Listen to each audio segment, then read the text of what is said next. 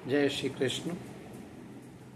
ओम सहस्रशीर्षाः पुरुषा सहस्राक्षा सहस्रपात् स भूमिम् ओम सर्वत्र स्मृत्वा तिष्ठदशांगुलम्। पुरुष सूक्त का ये प्रथम श्लोक है। पितृपक्ष प्रारंभ हो गया है। पितृपक्ष में क्या क्या करना चाहिए, कौन सी सावधानियां बरतना चाहिए और हमारे सनातन में क्या नियम हैं, आज हमने उस पर विचार किया।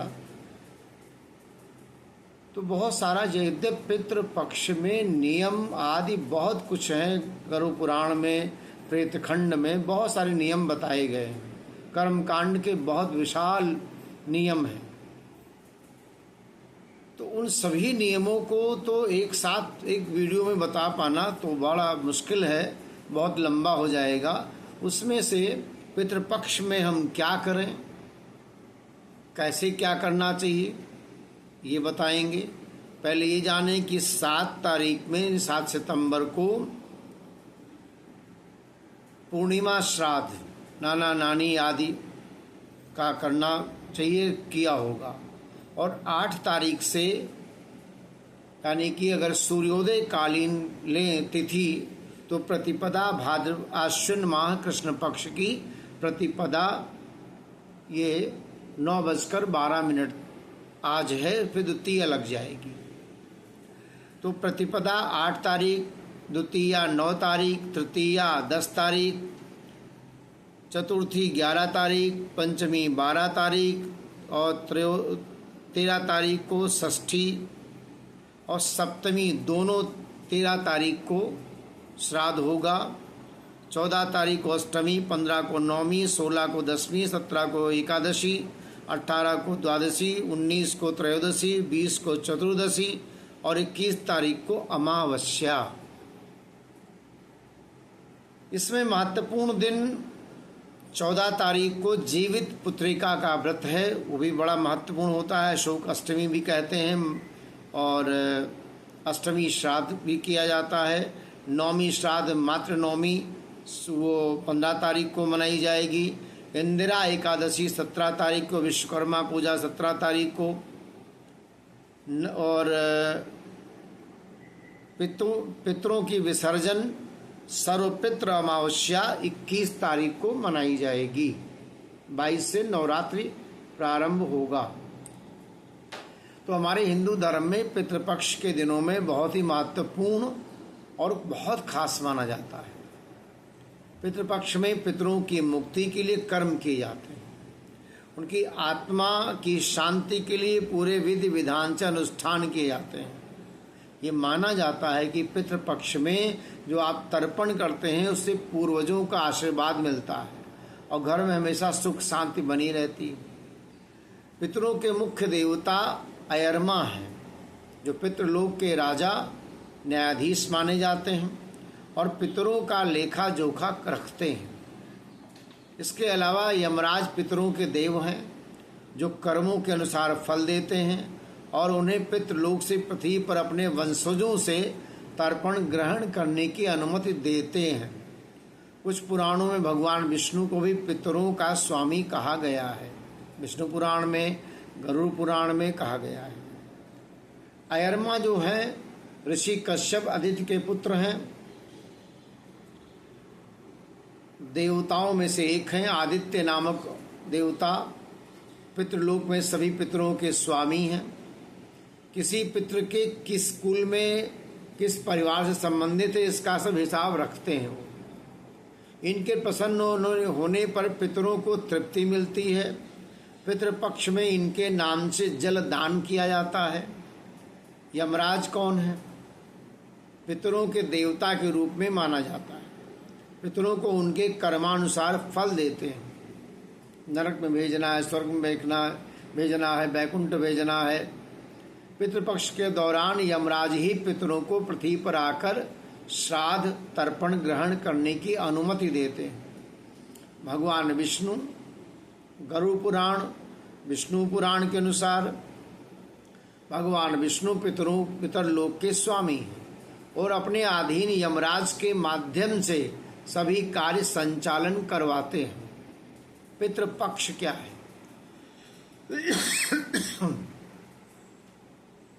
देखो, आश्विन माह कृष्ण पक्ष जो 7 सितंबर से प्रारंभ हो गया, 7 सितंबर को पूर्णिमा थी, मध्य रात्रि में 11:39 के बाद में प्रतिपदा लग गई और इस दौरान श्राद्ध, पिंड, तर्पण, पिंडदान आदि ये करने से पितरों को मुक्ति मिलती है। मान्यता है कि इस अवधि में आपके पितर धरती पर आते हैं और सभी के सुख को दूर करते हैं। गरुड़ पुराण में, विष्णु पुराण में, अग्नि पुराण में ये बात लिखी गई, यदि आप कुछ ना कर सकें तो ये तिल को जल में डालकर द्वार पर रखें। सुबह सूर्योदय समय, सायंकाल उस जल को गमलों में, पौधों में डाल दें। ऐसा रोज करें तो कम से कम पितरों को आप जल देंगे।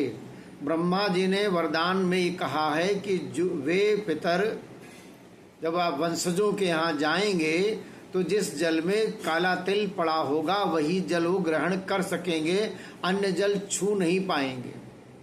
और जिनके घर, अपने घर मान लीजिए पितर आए, आपके बाबा, परबाबा आदि आए और आपने जल उनको अर्पण किया तिल वाला, तो आपको आशीर्वाद देंगे। अगर नहीं दिया तो श्राप दे देते हैं, यही पितृदोष बन जाता है। तो साथ ही भगवान विष्णु पितरों के देवता ऐरमा भगवान शिव की पूजा भी करना चाहिए।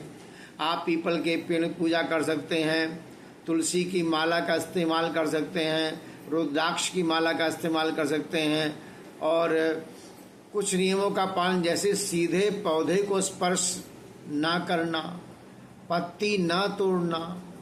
इस दौरान देवी देवताओं की पूजा करना नहीं छोड़ना चाहिए, यानी पूजा नियमित करना चाहिए। खासकर विष्णु भगवान की पूजा तो नियमित करना ही चाहिए। कुछ पितर ऐसे होते हैं जो बंधे होते हैं,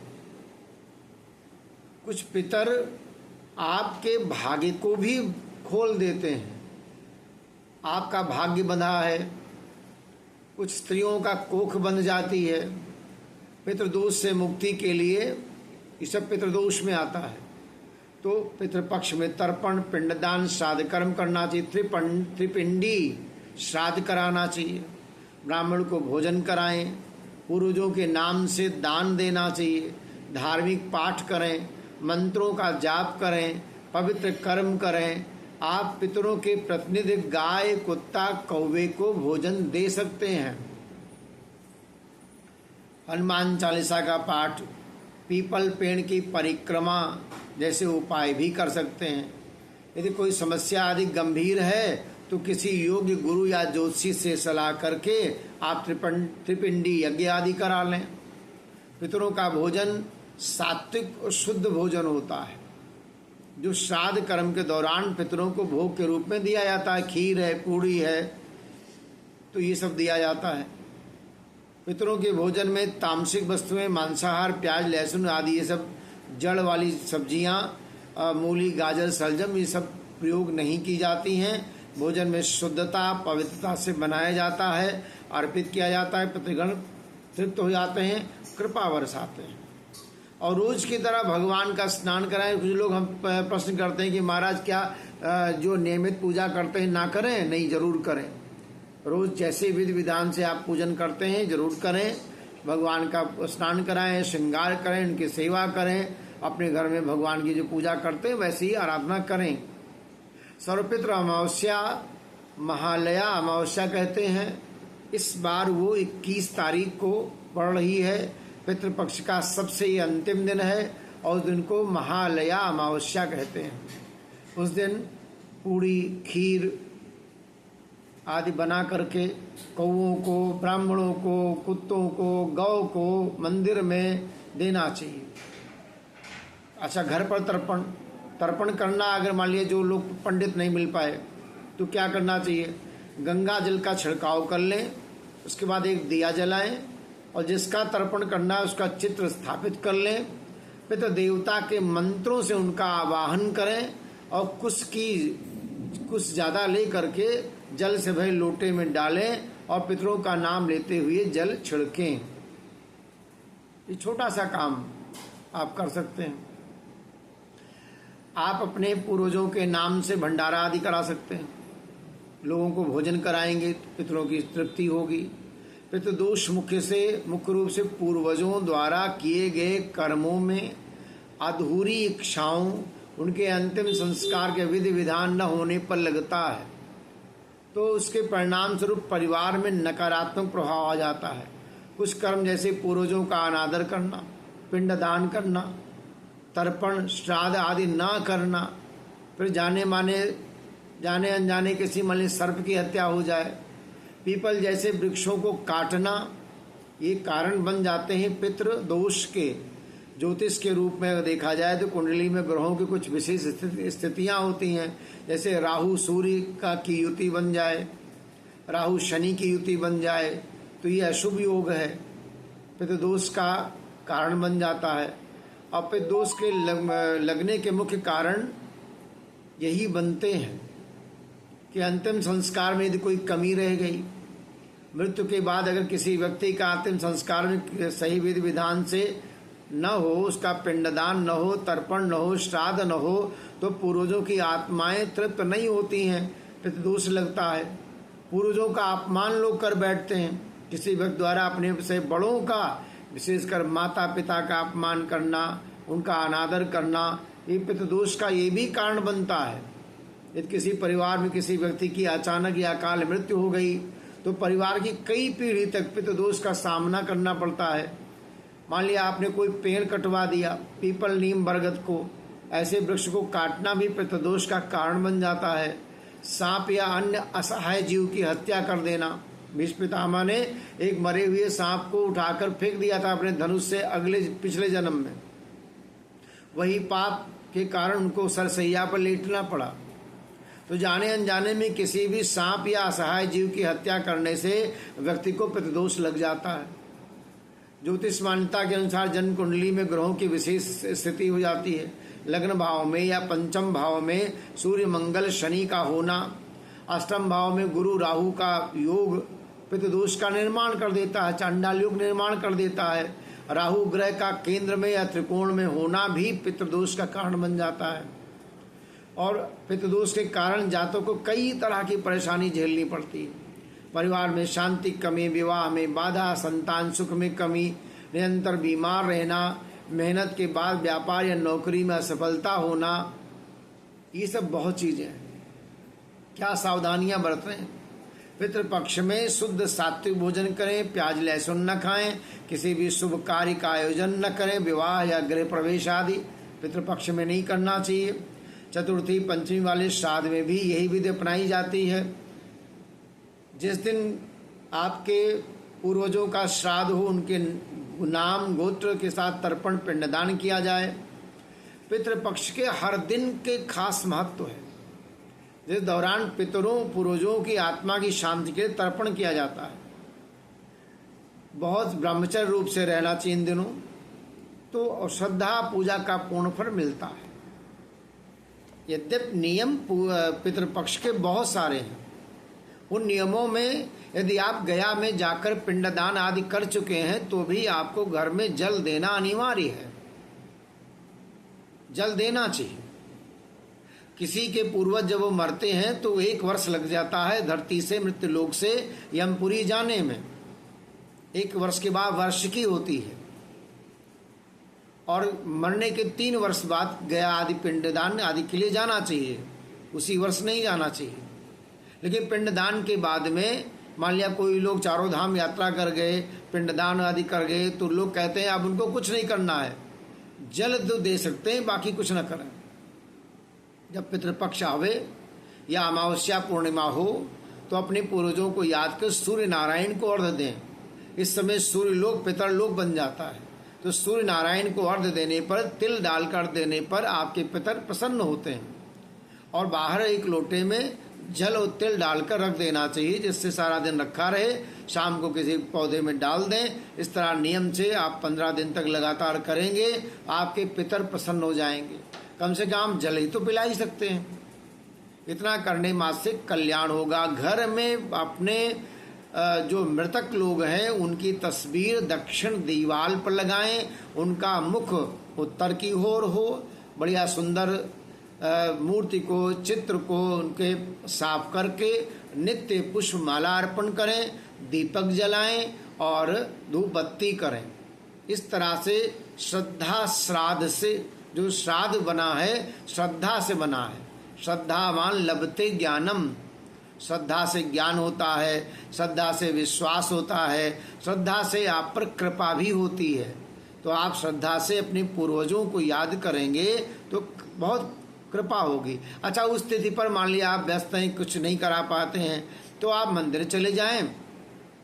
अन्न का दान, वस्त्र का दान, धन का दान, फल का दान, घी का दान, इस निमित्त आप किसी भी ब्राह्मण को, वो ब्राह्मण जो संस्कारी है, वो ब्राह्मण जो वेद पाठी है, ऐसे ब्राह्मण को दान देना कई गुना अधिक फल हो जाता है। नहीं मिलते हैं तो आप शिव मंदिर में जाकर के आप सीधा दान कर दें, जल दान कर दें, घृत दान कर दें, दीपक दान कर दें।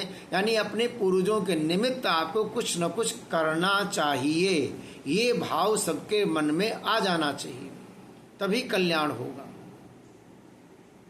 भगवान विष्णु ये कल्याण करते हैं, अनंत रूपों में वही रहते हैं। नमोस्तुनंताय सहस्त्रमूर्तये सहस्रपादाक्ष शिरोरुबाहवे सहस्रनाम्ने पुरुषः सहस्रत्वाय सहस्रकोटियुग पुरुषधारिणै नमः। ओम नमो नारायणाय कहो, ओम नमो भगवते वासुदेवाय कहो, ओम श्री हरि शरणम कहो। तो भगवान विष्णु की आराधना पूजा से, पीपल वृक्ष पर जल डालने पर, सूर्य नारायण को अर्घ्य देने पर पितृ दोष शांत होगा और आपके पितर प्रसन्न होंगे, आशीर्वाद देंगे। तो आप के जीवन में सुख समृद्धि बढ़ेगी। संतान जिनको नहीं हो पा रही है, सूर्य को अर्घ्य दें, पीपल को के जड़ के पास दीपक जलाएं शाम को, और भगवान नारायण के 1000 नामों का, यानी भगवान विष्णु के सहस्त्र नाम का पाठ करें। पितृ दोष दूर होगा। यदि कोई श्राप है तो दूर हो जाएगा। बहुत तरह के श्राप भी होते हैं, वो सब दूर हो जाएगा और आपके घर में सुख समृद्धि की गंगा बहेगी। संतान प्राप्ति का योग बन जाएगा। क्रोध नहीं करना चाहिए, बड़े प्रेम से रहना चाहिए। इस तरह से आप नियमों का पालन करेंगे तो कल्याण होगा। आप हमारे चैनल को सब्सक्राइब कर लें, बेल आइकन दबा दें, जिससे आपको समय समय पर अपडेट मिलती रहे। नमस्कार।